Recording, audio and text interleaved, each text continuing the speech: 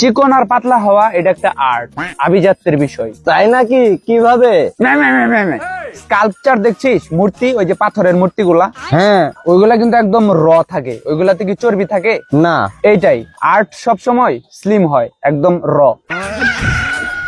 চাপাবাজি রাখ, তোকে তো একটা ফু দিলে উড়ে যাবে।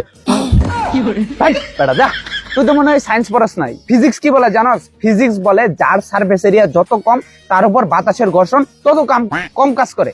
তোদের তো বডির সারফেস এরিয়া অনেক বেশি, তোরা যখন বাতাসের বাধা ভেদ করে যাস তখন অনেক কষ্ট লাগে, অনেক পরিশ্রম লাগে। আর আমার বডিটা দেখছস, একদম এরোডাইনামিক শেপ, বাতাস একদম বুলেট ট্রেনের মতো ফুরে চলে যায়। রাখ তোর এরো ফেরো ডায়মন্ড, তোর গায়ে তো এক ফুটা শক্তি না, এসব শেপ দিয়ে কি হবে? শক্তি? শক্তি কি গায়ে গোতরে থাকে? শক্তি কোথায় থাকে জানোস?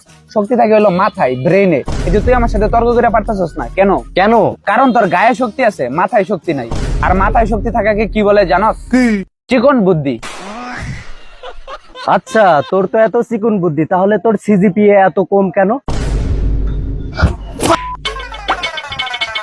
ভালো মন্দ খাওয়া দাওয়া কর, শরীরের এটা কি অবস্থা, নাজেহাল অবস্থা হয়ে গেছে। আমি তো ভালো মন্দই খাওয়া দাওয়া করি, আর শরীরের এই অবস্থা আমি এটা ইচ্ছা করে রাখছি।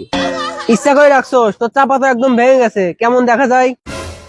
ধ্যাৎ শালা, এটা হলো চিকবোন। হলিউডের তারকারা হাজার হাজার ডলার খরচ করে প্লাস্টিক সার্জারি করা এই বানানোর জন্য, আর আমি তো এটা গড গিফট হিসেবে পেয়ে গেছি।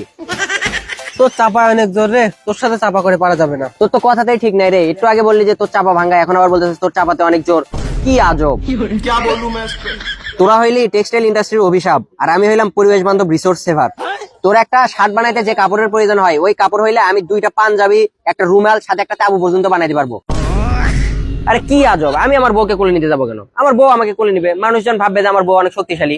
ডাইনোসরের কিন্তু অনেক ওজন ছিল, কিন্তু পৃথিবী শুরু হওয়ার কালেই ডাইনোসর বিলুপ্ত হয়ে গেছে। কিন্তু তেলাপোকা এখনো টিকে আছে। বলতো কেন? কেন? কারণ তেলাপোকা পাতলা।